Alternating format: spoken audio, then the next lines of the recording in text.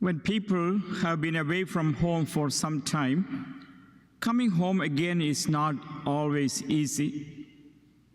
My own experience leaving home when I was only 23 years old to the Philippines and coming home after 7 years as a priest was quite a difficult moment.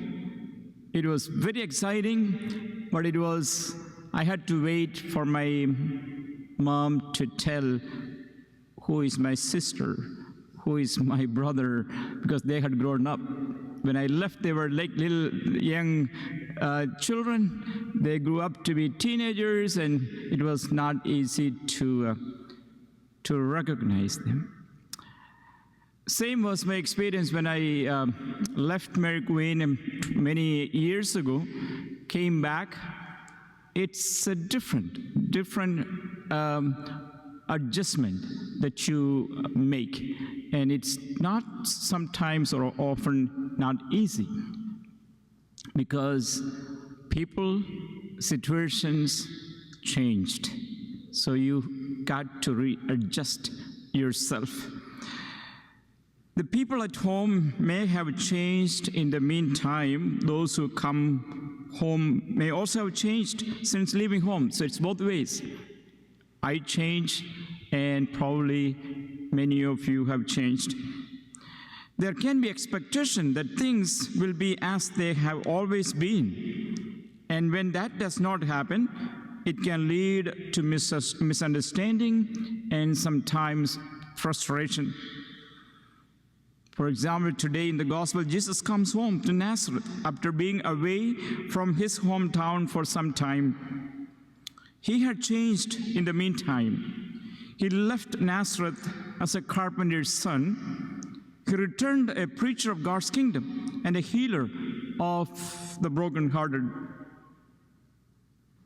The people of Nazareth could not accept this change. This is the carpenter's son, is he? They asked, where did the man get this wisdom and these miraculous powers?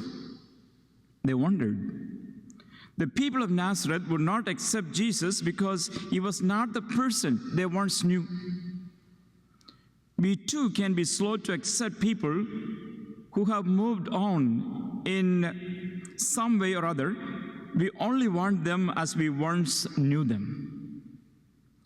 We can be slow to allow our image of Jesus to be broadened.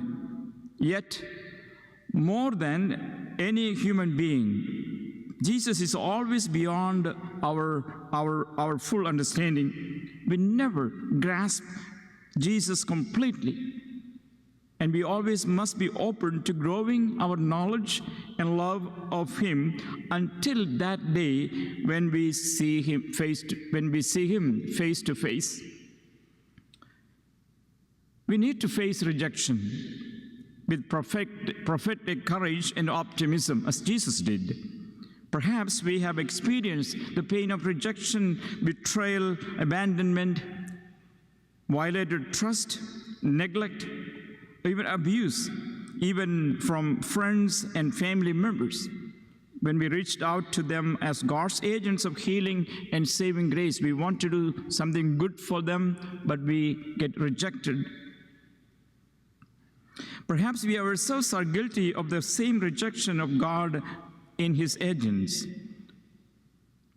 Perhaps we too have been guilty of ignoring or humiliating people with our arrogance and prejudice.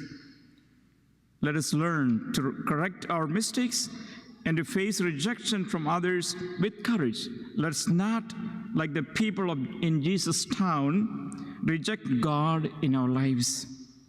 We reject God when we are unwilling to be helped by God or by others.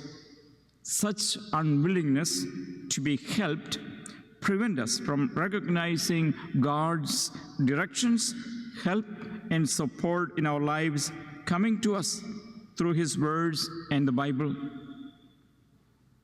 So let us reflect upon the important mission we have been given to see the presence of God in the lives of those around us.